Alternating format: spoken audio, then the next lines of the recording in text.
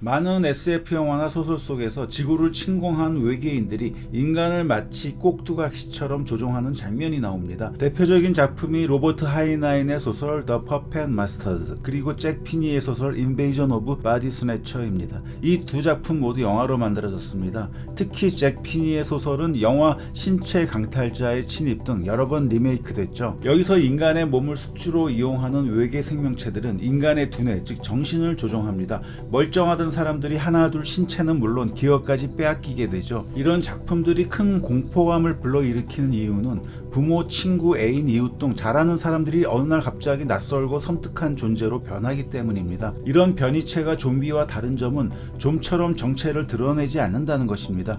결국 주인공들은 늘 보아온 상대가 인간인지 아닌지 식별해야 하는데 이 과정에서 극심한 심리적 공포와 갈등, 그리고 불안감을 느끼게 됩니다. 왜냐하면 겉모습은 똑같고 말과 행동의 면에서도 원래 인물과 크게 다르지 않기 때문입니다. 실로 끔찍한 일이죠. 1950년대에 이런 종류의 작품들이 많이 쏟아졌는데 평론가들은 이것들을 당시 대중 속으로 파고들었던 공산주의나 메카시즘에 대한 은유로 해석하기도 했습니다.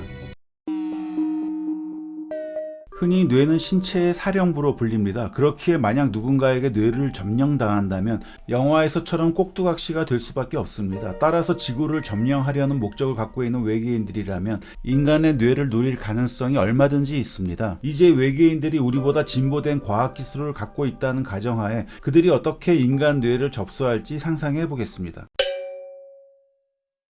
시냅스는 뇌세포 간의 연결 부위로 정보 전달이 이루어지는 곳입니다. 외계인은 이 시냅스와 자신의 신경세포를 연결하는 생체적인 방법을 사용할 수 있습니다. 이를 통해 정보를 주입하거나 수정하여 우리를 통제합니다. 특정 신경 전달 물질을 활용하거나 뇌의 정기적 신호를 조작하여 인간의 감정, 사고, 행동을 조종할지도 모릅니다. 유전자는 생물체의 특성과 행동에 영향을 줍니다. 외계인들이 인간의 유전자를 수정하거나 특정 유전자를 삽입함으로써 인간의 행동, 정신상태, 감정 등을 조작하거나 조정할지도 모릅니다. 이미 유전자 조작에 의한 신경세포 제어는 현재 지구상에서 활발히 연구가 진행되는 분야이기도 합니다. 많은 과학자들은 만약 지구에 외계인들이 나타난다면 그들은 인간 같은 유기체가 아닌 로봇 같은 기계일 확률이 높다고 주장합니다. 그 이유는 항성간 여행 등 우주 여행을 하려면 유기체보다 내구성이 강하고 사실상 수명이 없는 기계가 훨씬 유리하기 때문입니다. 만약 그렇다면 기계를 자유자재로 다룰 수 있는 그들은 인간의 뇌에 나노 로봇을 침투시켜서 인간의 신경세포를 조종하려 할 것입니다. 영화 임플란티드는 돈이 필요해 제약회사의 실험 대상이 되어 머리에 나노칩을 심게 된 한 여자가 점점 인공지능의 조종을 받게 되는 이야기를 그리고 있습니다. 외계 로봇들도 그러한 방식으로 인간의 뇌를 조종할 수 있습니다. 외계인들은 영화 매트릭스에서처럼 인간의 뇌세포에 특정한 프로그램을 강제로 주입할 수도 있습니다. 만약 그렇게 되면 우리는 그들이 입력한 가짜 기억 속에서 살아가게 되며 실시간으로 우리의 생각을 감시받게 됩니다. 인간의 몸에 침투하지 않고 원격지에서 조종하는 것도 가능합니다. 예를 들어 뇌파, 정기적 신호, 생체 신호를 해석하여 인간의 뇌와 통신할 수 있는 기술, 이를테면 뇌 컴퓨터 무선 인터페이스 기술을 사용하여 인간의 행동을 멀리서 원격 조종할지도 모릅니다. 이를 위해 정보를 실어 나르는 다양한 매개체나 물질이 동원될 것입니다. 그렇게 모든 것을 감시받고 통제당하면 결국 우리는 의지를 박탈당하는 정신적 감옥에 갇히게 될 것입니다. 철학자 힐러리 퍼트넘은 우리 뇌를 신체에서 분리시켜 통 속에 넣은 후 외부에서 자극을 가하도록 한다면 영화 매트릭스에서처럼 우리가 진짜 세계 속에 있는지 아니면 주어지는 자극에 반응하고 있을 뿐인지 구분할 수 없다고 주장했습니다. 이런 관점에서 이미 우리가 외계인들이 주입한 세계 속에서 살고 있을지 모른다고 생각하는 사람들도 있습니다. 물론 이것을 입증할 방법은 없습니다. 우리의 의식이 통제받고 있다면 말이죠. 따라서 뇌 강탈을 당하지 않도록 예방하는 것이 중요합니다. 그러자면 외부에서의 뇌 접근이나 침투를 막는 뇌 해킹 방지 기술 같은 것이 필요할지 모릅니다. 예를 들어 뇌파 측정이나 뇌 활동 패턴을 분석하여 해킹 여부를 판단할 수도 있습니다. 정상적인 신경 활동에서 벗어난 이상한 신호나 연결 패턴이 나타나는 순간 이를 막는 일종의 백신 프로그램을 쓸 수도 있습니다. 외계인이 인간의 생체 신호에 접근하면 이를 감지하고 분석하는 장치나 알고리즘을 개발해야 할지도 모릅니다.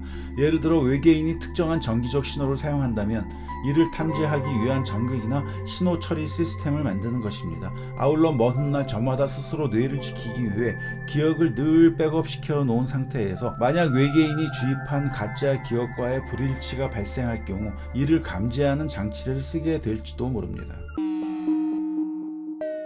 그런데 우리 인간도 훗날 타인이나 다른 생명체의 뇌를 조종하게 되지 않을까요? 만약 그런 것이 가능하다면 언제쯤 우리는 그런 기술을 갖게 될까요? 2022년 미국 라이스대 연구진은 초파리 뇌 속의 뉴런을 자극해 날개를 펼치게 하는 실험에 성공했습니다.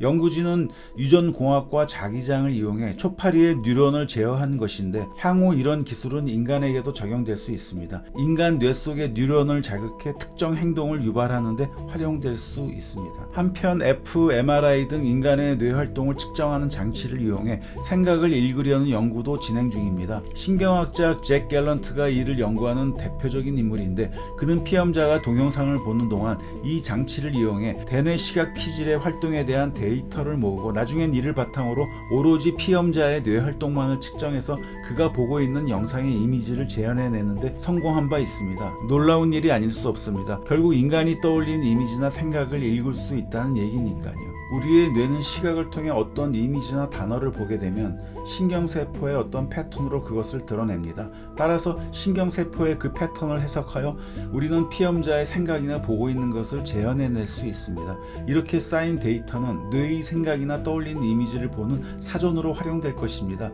아직까지 이런 방법을 통해 출력된 이미지들은 또렷하진 않습니다. 대충 알아볼 정도입니다. 그러나 앞으로는 기술 진보에 따라 점점 선명해질 것입니다. 그러다가 가까운 미래엔 핸드폰 같은 작은 기계 하나로 다른 사람의 뇌에 떠오른 이미지를 훔쳐볼 수 있게 될 것입니다.